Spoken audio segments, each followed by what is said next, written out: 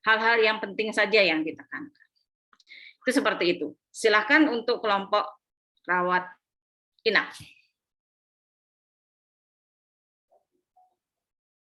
Silakan.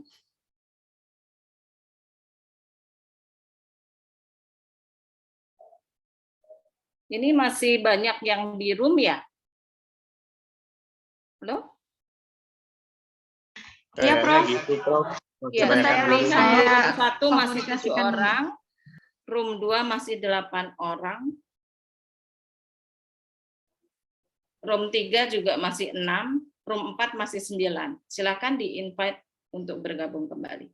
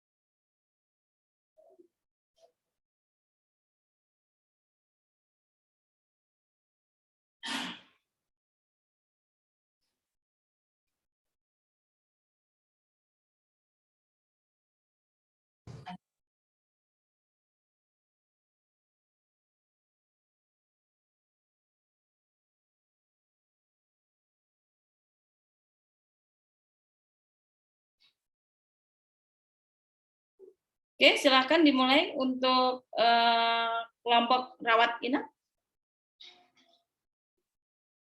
Perwakilannya presentasi.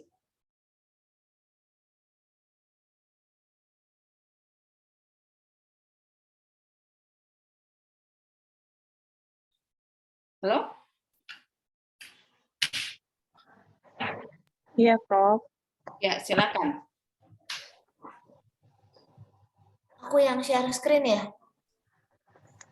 Yang mau presentasi siapa? Aku. Saya. Gantian aja kali. Boleh. Aku udah bisa dijadiin co-host belum? Tapi sebentar ya. Bisa langsung share, Bu Ina. Ini Oh, multiple langsung? share screen ya. Oke. Sebentar.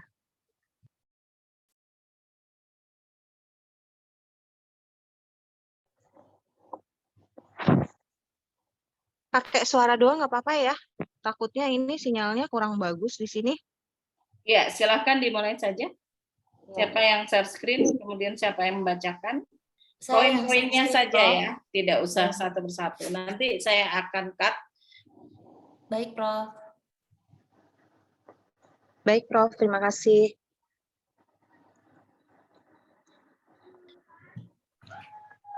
Assalamualaikum warahmatullahi wabarakatuh. Waalaikumsalam warahmatullahi wabarakatuh. Kami dari kelompok 2 izin untuk menyampaikan paparan dari tugas kelompok kami, yaitu tentang rawat inap. Maaf izin, saya untuk menyampaikannya dari HP, karena keterbatasan waktu juga, maka penyampaian ini akan sesingkat mungkin. Untuk poin pertama, dari kami sendiri anggota kelompok 2 ada 6 orang. Saya sendiri Dr. Aminah Fitria, kemudian Dr. Vera Bahar, kemudian Dr. Mutmainah, Dr. Dinia, Dr. Citra, dan Pak Ihsan ber-6.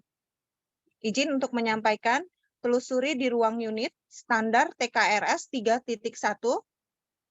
Deskripsi sendiri yaitu dari pimpinan rumah sakit memastikan komunikasi yang efektif telah dilaksanakan secara menyeluruh di rumah sakit. Elemen penilaiannya adalah pemimpin rumah sakit yang mengkomunikasikan visi, misi, tujuan, rencana, strategi, dan kebijakan rumah sakit kepada semua staf. Dokumen yang menjadi acuannya adalah pimpinan rumah sakit, penjelasan visi misi tersebut, tujuan, rencana, strategi, dan kebijakannya sendiri. Kemudian dari TKRS 6, Pimpinan rumah sakit bertanggung jawab untuk mengkaji, memilih, dan memantau kontrak klinis dan non-klinis, serta melakukan evaluasi termasuk inspeksi kepatuhan layanan sesuai kontrak yang disepakati. Yang menjadi poinnya adalah elemennya tenaga kesehatan yang dikontrak perlu dilakukan kredensial sesuai ketentuan di rumah sakit. Menjadi acuannya yaitu dokumen kredensial tenaga kesehatan, masing-masing 10 PPA. Dari KKS 2 yang kami ambil adalah tanggung jawab tiap staf dituangkan dalam uraian tugas, bahwa setiap staf telah memiliki uraian tugas sesuai dengan tugas yang diberikan, tenaga kesehatan yang didefinisikan dalam A hingga D dalam maksud dan tujuan memiliki uraian tugas yang sesuai dengan tugas dan tanggung jawabnya, dokumen uraian tugas yang sesuai dengan tugas dan setiap staf, penjelasan dari staf tentang uraian tugasnya, dan penjelasan dari tenaga kesehatan tentang uraian tugas dan tanggung jawabnya. KPS 8.1. Staf yang memberikan asuhan pasien dan staf yang ditentukan rumah sakit dilatih dan dapat mendemonstrasikan teknik resusitasi jantung paru dengan benar. Kemudian rumah sakit menentukan pelatihan teknik resusitasi jantung paru tingkat dasar, BHD, pada seluruh staf dan bantuan hidup tingkat lanjut bagi staf yang ditentukan oleh rumah sakit. Yang dokumen untuk regulasi, yaitu pelatihan BHD, untuk semua staf dan pelatihan bantuan hidup tingkat lanjut bagi staf yang ditentukan rumah sakit. Peragaan contoh cara BHD dan bantuan hidup tingkat lanjut. Kemudian dari KPS 9 yang kami ambil adalah rumah sakit menyelenggarakan pelayanan kesehatan dan keselamatan staf. Rumah sakit telah menetapkan program kesehatan dan keselamatan staf. Kemudian B, program kesehatan dan keselamatan staf menyangkut setidaknya A sampai H yang tercantum dalam maksud dan tujuan. Kemudian rumah sakit mengidentifikasi penularan penyakit infeksi atau paparan yang dapat terjadi pada staf. Staf melakukan upaya pencegahan dengan vaksinasi. D, berdasarkan atas epidemiologi penyakit infeksi, maka rumah sakit mengidentifikasi resiko staf terpapar atau tertular setelah melaksanakan pemeriksaan kesehatan dan vaksinasi. E, rumah sakit telah melaksanakan evaluasi, konseling, dan tata laksana lebih lanjut untuk staf yang terpapar penyakit infeksi serta dikoordinasi dengan program pencegahan dan pengendalian infeksi. Rumah sakit telah mengidentifikasi area yang berpotensi untuk terjadi tindakan kekerasan di tempat kerja atau workplace violence dan menerapkan upaya untuk mengurangi resiko tersebut. Rumah sakit telah melaksanakan evaluasi, konseling, dan tata laksana lebih lanjut untuk staf yang mengalami cedera akibat tindakan kekerasan di tempat kerja. Kemudian poin dari KPRS 9, yaitu dokumen identifikasi resiko unit rawat inap yang tertuang dalam manajemen resiko. Poin berikutnya yaitu KPS 19. Rumah sakit telah melakukan penilaian kerja tenaga kesehatan lainnya termasuk keperawatannya dalam kegiatan peningkatan mutu dan keselamatan pasien setelah program manajemen risiko rumah sakit.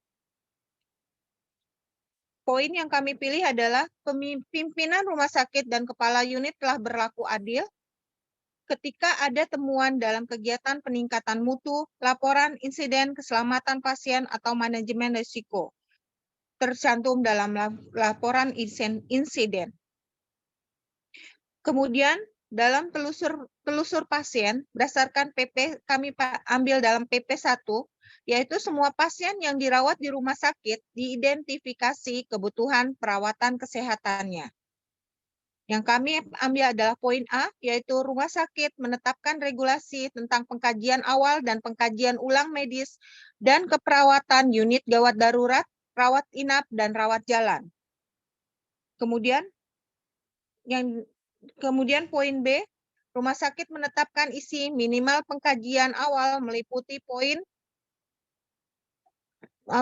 poin status yaitu dari status fisik sampai dengan risiko atau riwayat penyakit itu sendiri. Kemudian sampai penggunaan obat pada maksud dan tujuan.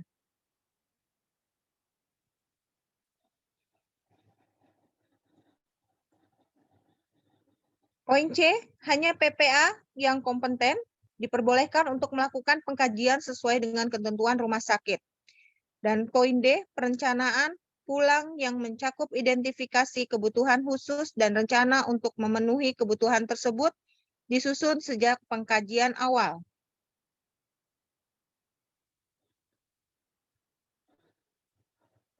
Semuanya kalau untuk yang tadi dari poin A sampai C tadi adalah tercantum dalam peraturan tentang pengkajian awal dan pengkajian ulang medis dan keperawatan unit gawat darurat, rawat inap, dan rawat jalan.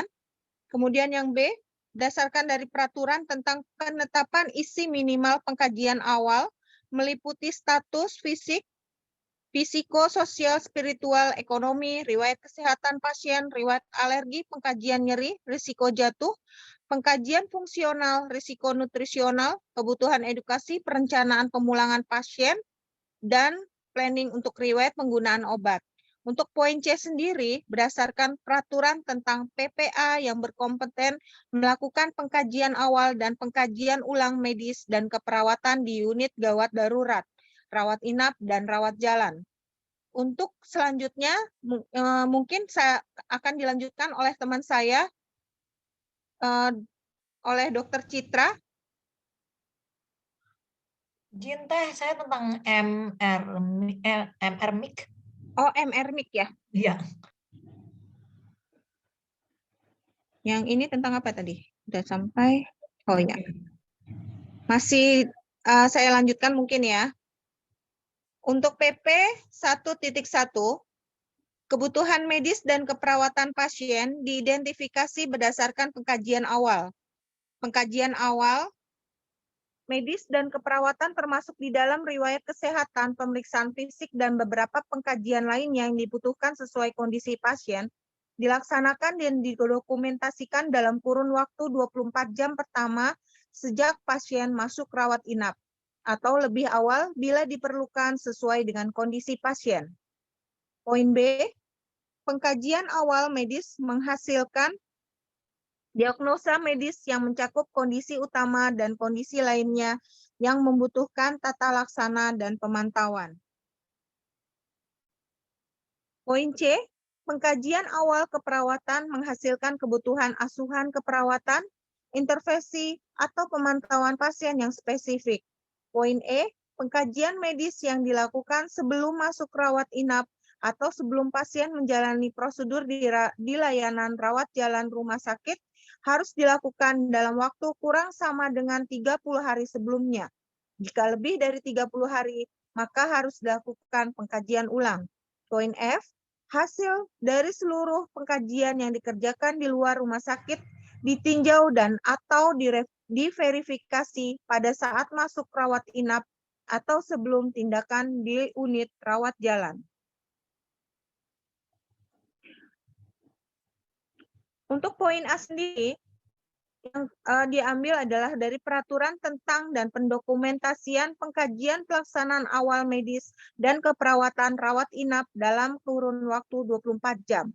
Pertama, sejak pasien masuk rawat inap atau lebih awal bila diperlukan sesuai dengan kondisi pasien. Kemudian, dokumen rekam medis pengkajian awal medis dan keperawatan pasien rawat inap diisi dalam 24 jam sejak pasien rawat inap. Poin B, berdasarkan dokumen rekam medis, memuat diagnosis medis yang mencakup kondisi utama dan kondisi lainnya yang membutuhkan tata laksana dan pemantauan di pengkajian awal medis.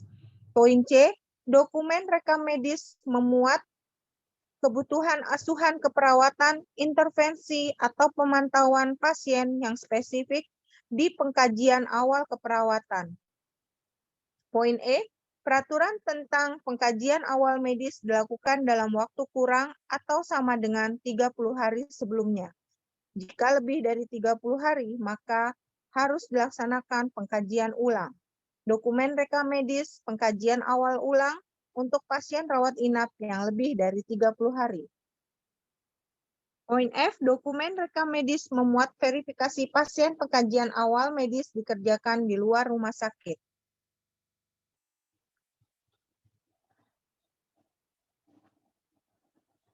Untuk PP 1.2, pasien dilakukan screening risiko nutrisi, screening nyeri, kebutuhan fungsional, termasuk risiko jatuh, dan kebutuhan khusus lainnya. Di poin kami menetapkan poin yang kami pilih adalah poin A. Rumah sakit menetapkan kriteria risiko nutrisional yang dikembangkan bersama staf yang kompeten dan berwenang, dilakukan oleh PPA. Poin B, pasien di screening untuk risiko nutrisi sebagai bagian dari pengkajian awal. Poin C, pasien dengan risiko nutrisional dilakukan dengan pengkajian gizi. Pasien di screening untuk kebutuhan fungsional termasuk risiko jatuh. Kemudian yang kami ambil adalah dari dokumen bukti, penyusunan, dari rekam medis, dan dari rekam medis dari peraturan tentang screening untuk kebutuhan fungsional termasuk risiko jatuh. Lanjut. Lanjut, Rina. Lanjut di PP 2.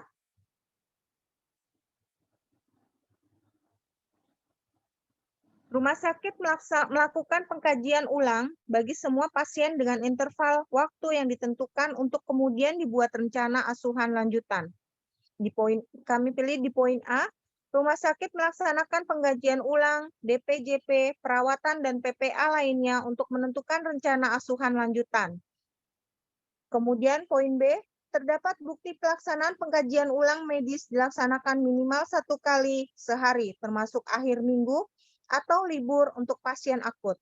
Dan poin C, terdapat bukti pelaksanaan pengkajian ulang oleh perawat minimal 1 kali per shift atau sesuai dengan perubahan kondisi pasien.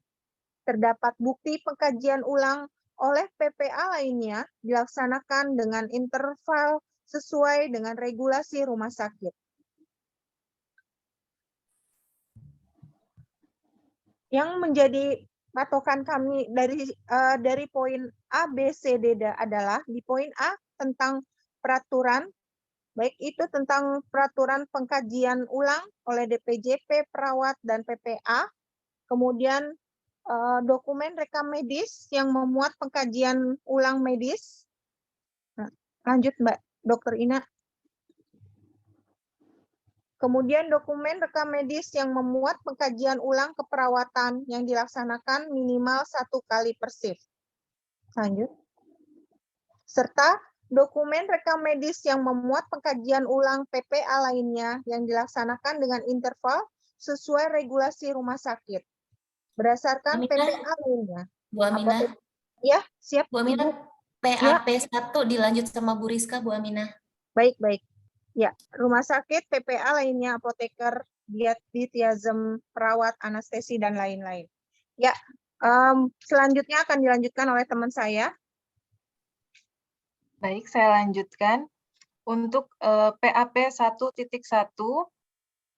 proses pelayanan dan asuhan pasien yang terintegrasi serta terkoordinasi telah dilakukan sesuai instruksi. Untuk deskripsinya, poin A, rumah sakit telah melakukan pelayanan dan asuhan yang terintegrasi serta terkoordinasi kepada setiap pasien. Untuk poin B-nya, rumah sakit telah menetapkan kewenangan pemberian instruksi oleh PPA yang kompeten, tata cara pemberian instruksi, dan pendokumentasiannya.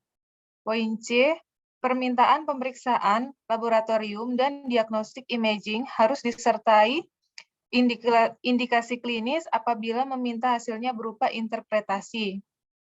Poin D, prosedur dan tindakan telah dilakukan sesuai instruksi dan PPA yang memberikan instruksi, alasan dilakukan prosedur atau tindakan serta hasilnya telah didokumentasikan di dalam rekam medis pasien.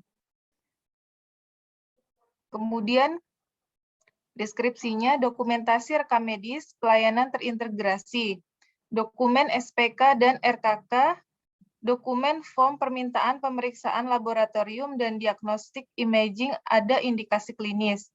Dokumen rekam medis memuat pelaksanaan prosedur dan tindakan. PAP2. Rumah sakit menetapkan pasien resiko tinggi dan pelayanan resiko tinggi sesuai dengan kemampuan, sumber daya, dan sarana prasarana yang dimiliki. Elemennya, poin A, pimpinan rumah sakit telah melaksanakan tanggung jawabnya untuk memberikan pelayanan pada pasien beresiko tinggi dan pelaksanaan beresiko tinggi meliputi A sampai C dalam maksud dan tujuan. Poin B, rumah sakit telah memberikan pelayanan pada pasien resiko tinggi dan pelayanan resiko tinggi yang telah diidentifikasi berdasarkan populasi, yaitu pasien anak, pasien dewasa, dan pasien geriatri sesuai dengan dalam maksud dan tujuan. Untuk deskripsinya, dokumen rekam medis memuat bukti pelayanan pada pasien beresiko tinggi dan pelayanan beresiko tinggi. Dokumen rekam medis memuat pelayanan pasien anak, pasien dewasa, dan pasien geriatri. PAP 2.1. Rumah sakit memberikan pelayanan geriatri, rawat jalan, rawat inap akut, dan rawat inap kronis sesuai dengan tingkat jenis pelayanan. Elemennya diambil dari poin C, rumah sakit telah melaksanakan proses evaluasi kegiatan pelayanan geriatri. Kemudian poin D, ada pelaporan penyelenggaraan pelayanan geriatri di rumah sakit, yang terdiri dari dokumentasi pelaksanaan, pemantauan, dan evaluasi kegiatan pelayanan geriatri, dan dokumen pelaporan penyelenggaraan pelayanan geriatri di rumah sakit. Kemudian PAP 2.3, rumah sakit menerapkan proses pengenalan perubahan kondisi pasien yang memburuk. Dengan elemen poin A, rumah sakit telah menerapkan proses pengenalan perubahan kondisi pasien yang memburuk atau EWS dan mendokumentasikannya di dalam rekam medis pasien. Poin B, rumah sakit memiliki bukti PPA dilatih menggunakan EWS.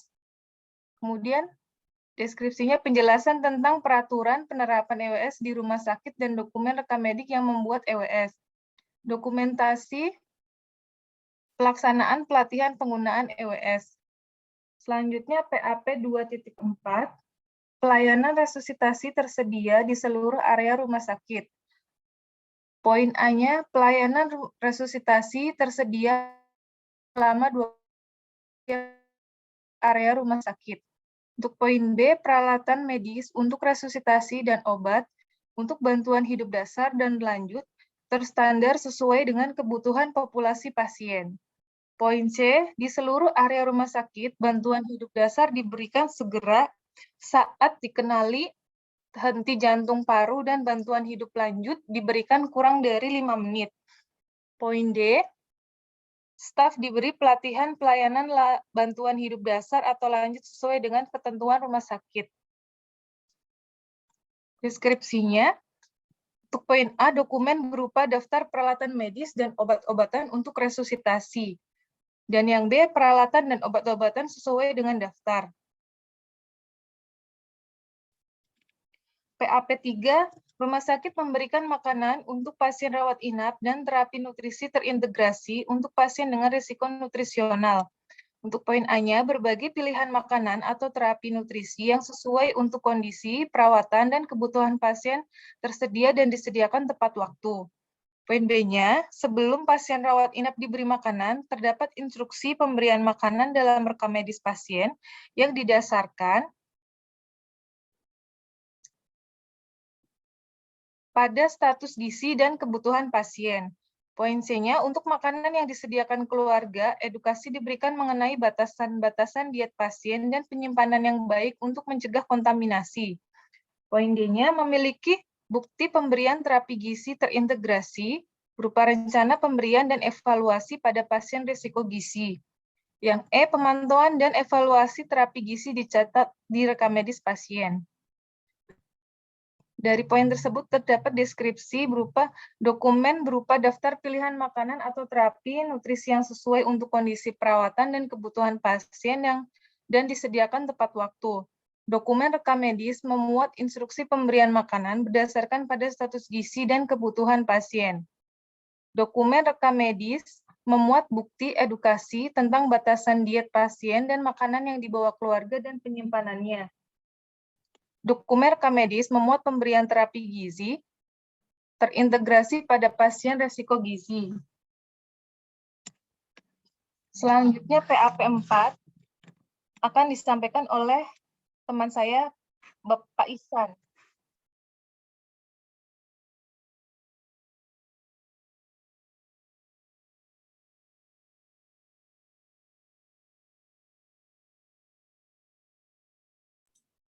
Pak Ihsan. Yuk, silakan waktu.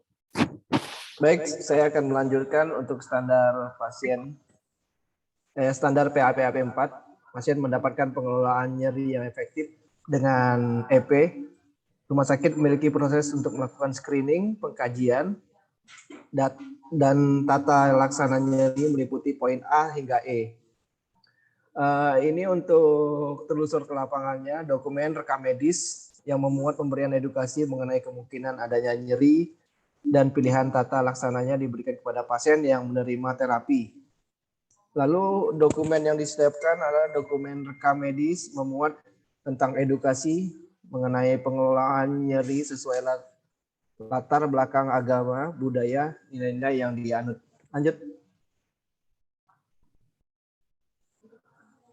Untuk standar PAP 5 ialah rumah sakit memberikan asuhan pasien menjelang akhir kehidupan dengan memperhatikan kebutuhan pasien dan keluarga, mengoptimalkan kenyamanan dan martabat pasien serta mendokumentasikan dalam bentuk rekam medis.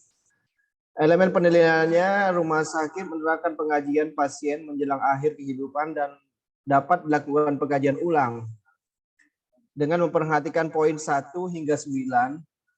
Yang kedua, asuhan menjelang akhir kehidupan ditujukan terhadap kebutuhan psikososial, emosional, kultural, dan spiritual pasien dan keluarganya. Untuk dokumen yang disiapkan adalah dokumen rekam medis memuat pengkajian pasien, lalu dokumen rekam medis memuat asuhan pasien terminal, lalu dokumen rekam medis memuat persetujuan atau pengambilan keputusan informed consent. Untuk standar Proknas 2.1, rumah sakit menyediakan sarana dan prasarana pelayanan TB sesuai peraturan perundang-undangan. Dengan EP, bila rumah sakit memberikan pelayanan rawat inap bagi pasien TB paru dewasa, maka rumah sakit harus memiliki ruang inap, memenuhi pedoman pencegahan dan pengendalian infeksi TB. Tersedia ruang-ruang inap TB dan tata laksananya sesuai dengan standar PPI dan bertekanan negatif. Untuk standar Proknas 4, rumah sakit melaksanakan program penurunan prevalensi stunting dan wasting. Dengan EP, rumah sakit telah menetapkan sistem rujukan untuk kasus gangguan gizi yang perlu penanganan lanjut, yang mesti disiapkan pelayanan kasus rujukan stunting dan wasting. MRIK. Ya, izin Pak Ihsan, saya baik, mau lanjut share Bu screen. Citra, terima kasih. Masih stop share dulu, Mbak Muat. Bu Citra ya, oke. Ya.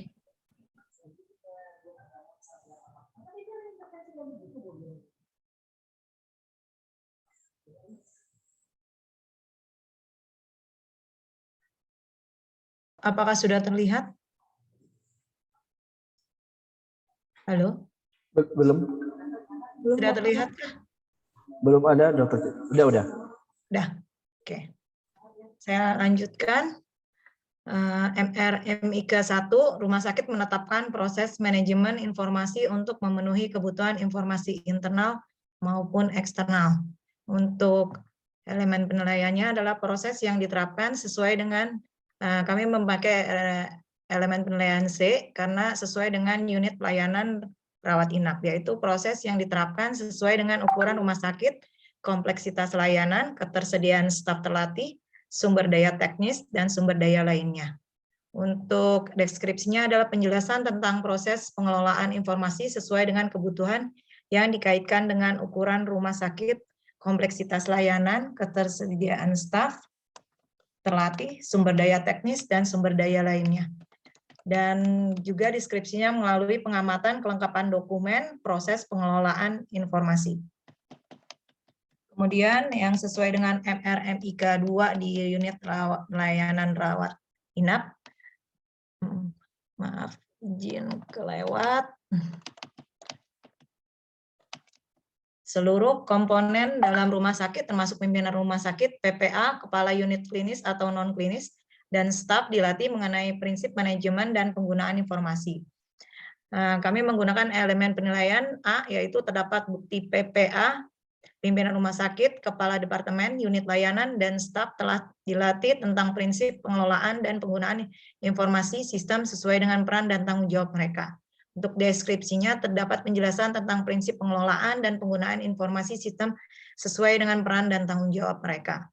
Untuk untuk deskripsi lainnya adalah pengamatan adanya bukti pelatihan. Untuk MRMIK 3, rumah sakit menerapkan proses pengelolaan dokumen termasuk kebijakan pedoman, prosedur, dan program kerja secara konsisten dan seragam. Elemen penilaian yang kami diskusikan didapatkan adalah elemen penilaian B, yaitu rumah sakit memiliki dan menerapkan format yang seragam untuk semua dokumen sejenis sesuai dengan ketentuan rumah sakit. Sedangkan untuk deskripsinya adalah penjelasan tentang format yang seragam untuk semua dokumen sejenis sesuai dengan ketentuan rumah sakit. Dan pengamatan format yang seragam untuk semua dokumen sejenis. Untuk elemen penilaian C-nya adalah rumah sakit telah memiliki dokumen internal mencakup butir A sampai D dalam maksud dan tujuan. Untuk deskripsinya adalah penjelasan tentang dokumen internal mencakup A, dokumen tingkat pemilik atau korporasi, B, dokumen tingkat rumah sakit, dan C, dokumen tingkat unit klinis, dan D, dokumen tingkat unit atau non-klinis. Sedangkan deskripsi lainnya adalah pengamatan dokumen internal yang ada di unit rawat inap. MRMIK 4, kebutuhan data dan informasi dari pihak dalam dan luar rumah sakit dipenuhi secara tepat waktu dalam format yang memenuhi harapan pengguna dan dengan frekuensi yang diinginkan. Elemen penilaian yang kami diskusikan yaitu elemen penilaian A, terdapat bukti bahwa penyebaran data dan informasi memenuhi kebutuhan internal dan eksternal rumah sakit sesuai dengan yang tercantum dalam maksud dan tujuan. Untuk deskripsinya, penjelasan tentang data dan informasi kebutuhan internal terkait data asuhan pasien dan kebutuhan eksternal. Kemudian selain itu ada pengamatan tentang data dan informasi kebutuhan internal terkait data asuhan pasien dan kebutuhan eksternal. Contoh untuk eksternal adalah laporan ke Dinas Kesehatan atau BPJS atau Kemenkes. Untuk elemen penilaian lain yang kami diskusikan adalah elemen penilaian B, yaitu terdapat proses yang memastikan bahwa data dan informasi yang dibutuhkan untuk perawatan pasien telah diterima tepat waktu dan sesuai dengan format yang seragam dan sesuai dengan kebutuhan. Untuk deskripsinya adalah pengamatan tentang data dan informasi yang seragam sesuai dengan kebutuhan dan tepat waktu sesuai dengan format yang seragam. Contoh format RM terkait asuhan pasien. Selanjutnya MRMIK 5, rumah sakit menetapkan penyelenggaraan dan pengelolaan rekam medis terkait asuhan pasien sesuai dengan peraturan perundang-undangan. Untuk elemen penilaiannya, untuk yang C, rumah sakit menerapkan penyelenggaraan rekam medis yang dilakukan sejak pasien masuk sampai pasien pulang, dirujuk, atau meninggal. Untuk deskripsinya, pengamatan pengisian form rekam medik, dokumen formulir rekam medik sejak pasien masuk sampai pasien pulang, dirujuk, atau meninggal. Kemudian elemen penilaian D, tersedia penyimpanan rekam medis yang menjamin keamanan dan kerahasiaan baik kertas maupun elektronik. Untuk deskripsinya, pengamatan SPO penyimpanan, dokumen penyimpan rekam medik, kertas, dan elektronik. Kemudian MRMIK 7, rumah sakit menetapkan informasi yang akan dimuat pada rekam medis pasien. EP-nya adalah LPB, terdapat bukti rekam medis pasien mengandung informasi yang memadai sesuai butir A sampai F pada maksud dan tujuan. Untuk deskripsinya, pengamatan rekam medik pasien telah berisi informasi A sampai F tersebut di atas. Kemudian MRMIK 8, setiap catatan atau entry pada rekam medis pasien mencantumkan identitas profesional pemberi asuhan atau PPA yang menulis dan kapan catatan tersebut ditulis di dalam rekam medis. Untuk elemen penilaian A-nya, pemberi asuhan profesional pemberi asuhan mencantumkan identitas secara jelas pada saat mengisi rekam medis. Dalam deskripsinya, pengamatan pengisian rekam medis oleh PPA yang mencantumkan nama dan profesinya. Harus mencantumkan identitas yang jelas. Kemudian yang elemen penilaian B, tanggal dan waktu penulisan setiap catatan dalam rekam medis pasien dapat diidentifikasikan. Untuk deskripsinya adalah pengamatan tanggal dan waktu penulisan setiap catatan dalam rekam medis pasien dapat diidentifikasi. Untuk MRMIK 13, rumah sakit menerapkan sistem teknologi informasi pelayanan kesehatan untuk mengelola data dan informasi klinis serta non-klinis sesuai peraturan perundang-undangan. Untuk elemen penilaiannya, kami diskusikan ada elemen penilaian B, yaitu rumah sakit menerapkan SIM-RS sesuai dengan ketetapan dan peraturan perundangan yang berlaku. Untuk deskripsinya adalah pengamatan penerapan SIM-RS di rumah sakit. Sedangkan elemen penilaian lain adalah yang D, data serta informasi klinis dan non-klinis diintegrasikan sesuai dengan kebutuhan untuk mendukung pengambilan keputusan. Sedangkan deskripsi yang kami dapat adalah pengamatan dokumen, data, dan informasi baik klinis maupun non-klinis.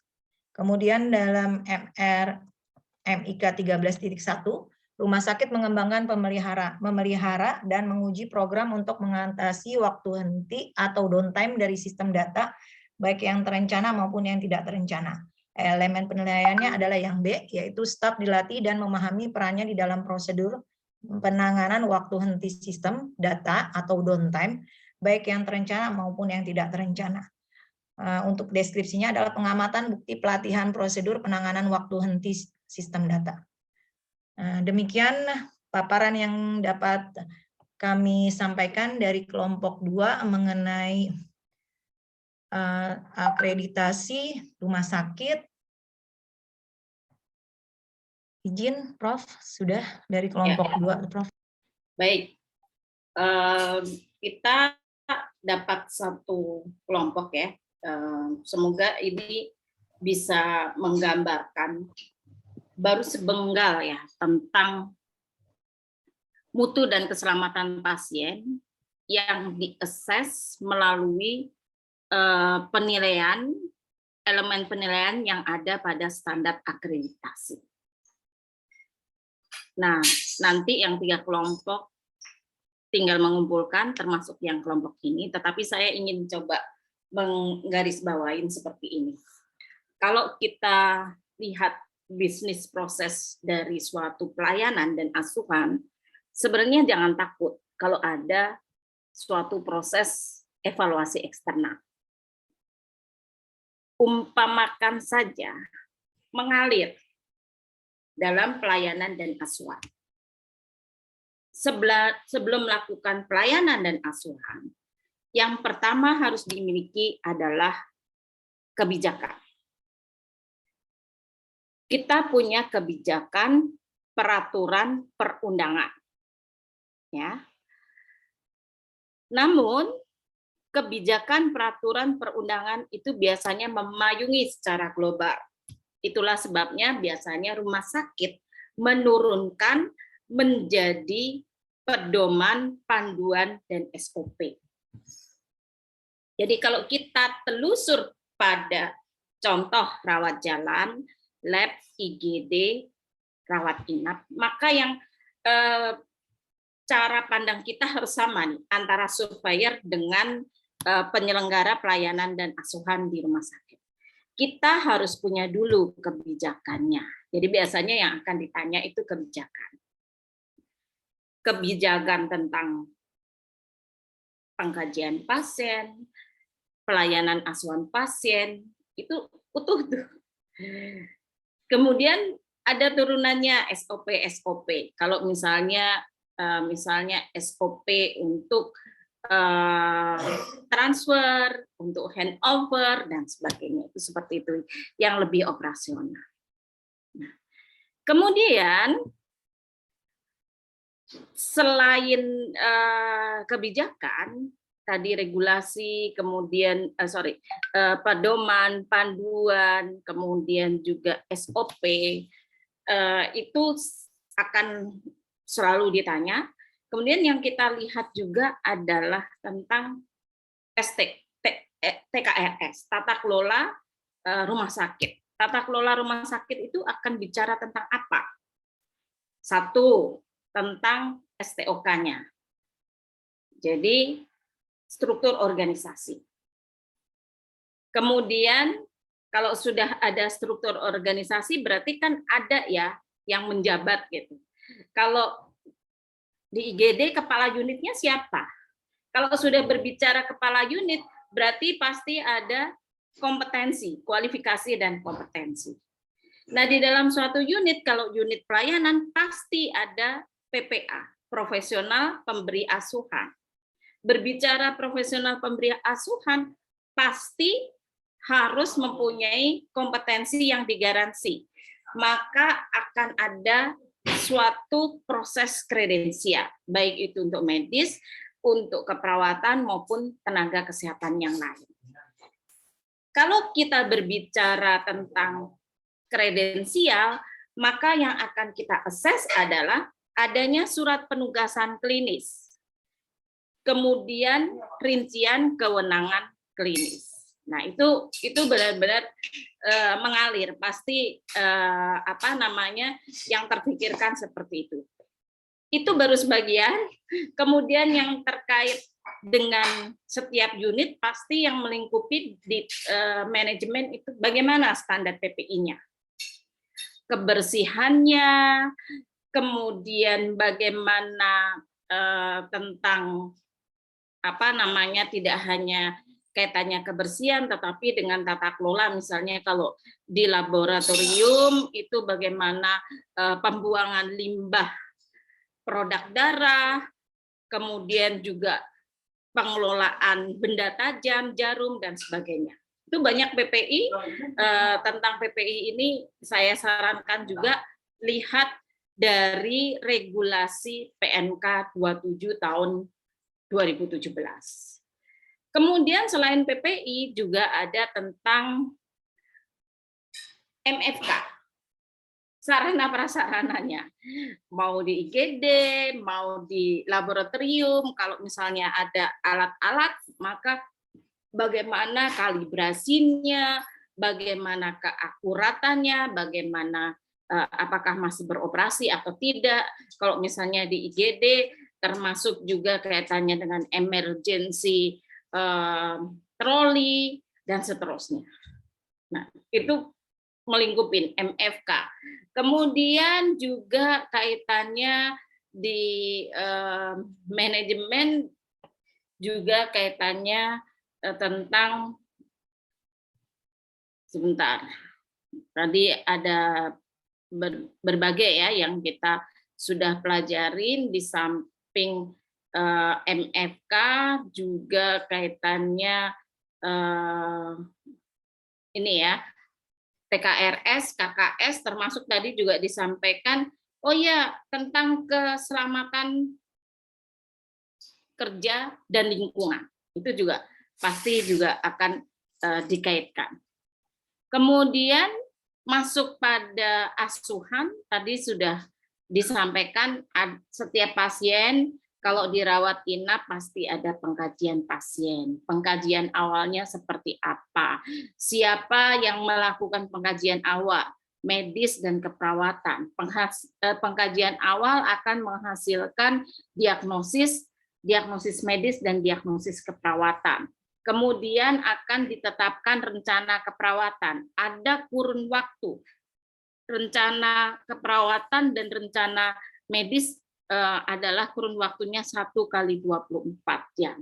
Kemudian rencana itu dilaksanakan melalui PAP. Di PAP banyak. Ada asuhan nyeri, ada asuhan pada populasi khusus, ada restrain, ada pasien geriatri, dan sebagainya. Kemudian masuk, kalau sudah dilakukan asuhan, maka ada proses asesmen ulang. Itu ada di standar PP. ketika misalnya mau pindah dari ruangan, pindah ke ruangan lain, misalnya dari rawat inap ke ICU atau sebaliknya, atau dari rawat inap mau pemeriksaan penunjang, di penunjang perlu adanya suatu proses handover atau serah terima. Maka di sini standarnya adalah standar SKP, yaitu tentang komunikasi efektif. Bagaimana form dari serah terima. Kemudian di dalam asuhan pasti tidak bisa lepas kaitannya dengan medikasi. Di medikasi ini ada standar PKPO. Bagaimana benar obat, double check, dan seterusnya. Siapa yang punya tanggung jawab rekonsiliasi, siapa yang melakukan tanggung jawab dispensing, kemudian juga tentang bagaimana di SKP 3, yaitu tentang bagaimana kewaspadaan terhadap high alert, yaitu tentang yang LASA, like look and sound alike. Jadi terdengar atau rupa yang penglihatan yang menyerupai, serupa atau norum. Itu juga kemudian tentang penyimpanannya, tentang penyimpanan dan juga kaitannya dengan elektronik konsentrat tinggi. Nah, itu pasti sebenarnya sudah ada dan dilakukan semuanya. Pada kaitannya asuhan, tentu dikaitan dengan SKP, bagaimana tidak terjadi suatu insiden jatuh. Maka di SKP 6 itu bagaimana manajemen untuk mengurangi risiko jatuh. Demikian juga untuk mengurangi infeksi, itu ada di SKP 5, yaitu bagaimana pencegahan dan pengendalian infeksi. Nah, Bapak Ibu, semua asuhan yang tadi sudah kita lakukan wajib didokumentasikan. Maka masuklah pada standar Mr. MIC. Mr. MIC, manajemen rekam medis dan manajemen informasi komunikasi. Artinya standar rekam medis kita tahu ada Permenkes 289 ya. Saya agak lupa nomornya, tapi tahunnya agak lama.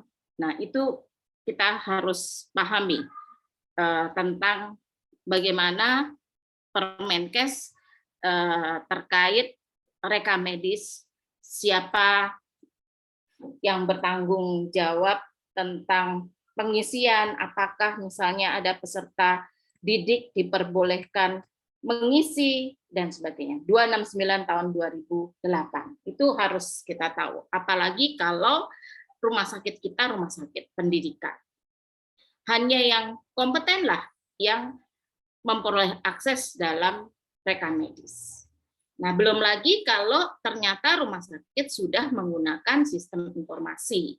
Maka tadi dari kelompok bagaimana manajemen dari komunikasi dan informasi, kemudian bagaimana kalau downtime, ada manajemennya. Nah, itu secara utuh nih. Jadi apa yang dilakukan, semuanya didokumentasikan. Bahkan sampai pasiennya akan pulang. Sebelum pulang, harus dilakukan suatu proses suatu proses edukasi. Nah, ini ada di standar KI, komunikasi dan edukasi. Termasuk di dalamnya ketika ada rencana pemulangan yang biasanya juga melibatkan MPP, manajer pelayanan pasien. Yang ini ada di standar AKP. Nah, alurnya sebenarnya muter dan sudah dilakukan, tinggal ini ada di SKP 1 poin A, elemen penilaian A, B, C, dan D. Ya, kalau itu sudah dilakukan, tinggal kita masukkan, kita buktikan. Karena di dalam akreditasi itu adalah kepatuhan terhadap standar dan harus dibuktikan, maka pembuktiannya itu kalau di KAS menganutnya ada 4, yaitu 5, redoskop. regulasi, apakah rumah sakit mempunyai regulasi turunan dari peraturan perundangan, kemudian dokumentasi. Jadi kalau misalnya tadi, oh sudah dilakukan, ada nggak pencatatannya? Kalau suatu pelayanan biasanya didokumentasikan dari misalnya surat tugas, kemudian kalau misalnya ada pertemuan, ada undangan, kemudian materi, kemudian hanya adalah absensi dan notulen. Itu biasanya kita minta. Jadi setiap adanya suatu pertemuan RCA atau investigasi itu ada umannya. Itu seperti itu. Kemudian selain itu pada dokumentasi yaitu kaitannya dengan rekam medis. Jadi rekam medis itu kita akan melihat baik secara retrospektif, yaitu pasien yang sudah pulang maupun saat pasien masih ada ketika telusur dari rumah, telusur di ruangan atau unit. Kemudian observasi, bagaimana kebersihan, bagaimana penggunaan safety box, apakah terlalu penuh, bagaimana pengelolaan limbahnya, bagaimana pengelolaan jenazah, bagaimana gizinya, laundry, dan sebagainya. Itu bisa dilakukan dengan observasi. Kemudian konfirmasi. Dokumen itu diklarifikasinya melalui daring. Nah, kita bisa mengkonfirmasi apabila masih ada yang belum jelas. Atau disampaikan misalnya insidennya, laporan insiden reportnya 0%, kita bisa klarifikasi. Apakah ini betul tidak ada insiden, ataukah memang masih budaya blaming-nya tinggi sehingga memang tidak pada melaporkan. Nah, itu konfirmasi. Dan yang terakhir, simulasi. Simulasi ada beberapa, antara lain simulasi tentang code blue, kemudian tentang hand hygiene. Kalau di masa COVID itu juga bisa donning, doffing, kemudian simulasi bisa potret, kemudian BHD, dan yang sering lagi adalah tentang penggunaan APAR dan spill kit.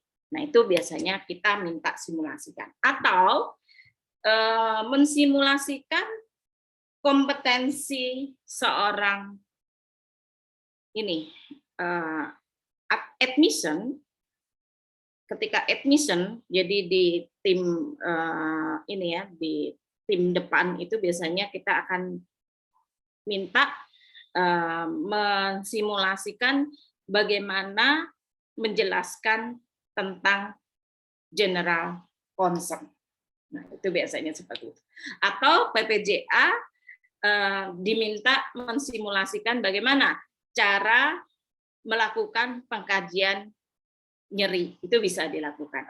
Atau dokter diminta mensimulasikan bagaimana menjelaskan tentang informed consent. Jadi sebenarnya apa yang sudah kita lakukan, kalau memang sudah sesuai dengan standar, sesuai dengan panduan pedoman SOP yang dilakukan di rumah sakit, insya Allah aman terhadap evaluasi eksternal ini. Mengapa demikian? Karena sejatinya evaluasi eksternal ini adalah kepatuhan terhadap standar. Tidak boleh hanya seperti kembang api, main kembang api. Ketika mau akreditasi semuanya dikumpulin. Kemudian pas akreditasi diledakkan. Diledakkan seperti di tahun baru kembang apinya sangat besar, tapi setelah itu padam. Sehingga mutu dan keselamatan pasiennya kembali. Habitnya kembali seperti semula. Nah, itu tidak kita inginkan karena intinya adalah continuous quality improvement. Mungkin demikian yang bisa saya sampaikan untuk mengawal hasil dari diskusi. Tidak cukup belajar cuma 1-2 jam untuk eksternal evaluasi. Di awal-awal pun saya agak-agak ini untuk istilah-istilah. Tapi ketika kita bekerja di rumah sakit, karena tiap hari itu dilaksanakan, tidak perlu dihafal. Tinggal dilaksanakan dan kita selalu melihat, oh ya ini standarnya A, B, C, dan D. Akhirnya kita lama-lama juga sangat komplain dan paham bahwa apa yang kita lakukan itu memang sudah sesuai dengan standar. Demikian yang bisa saya sampaikan. Apakah ada pertanyaan? Sudah jam 8 lewat 12 menit. Prof mau tanya. Ya, silakan. Saya dari kelompok 3 mau tanya. Ya. Untuk yang kami buat kan apa harus selengkap yang tadi ya, Prof? Karena kami tadi hanya mengambil sedikit-sedikit gitu, Prof.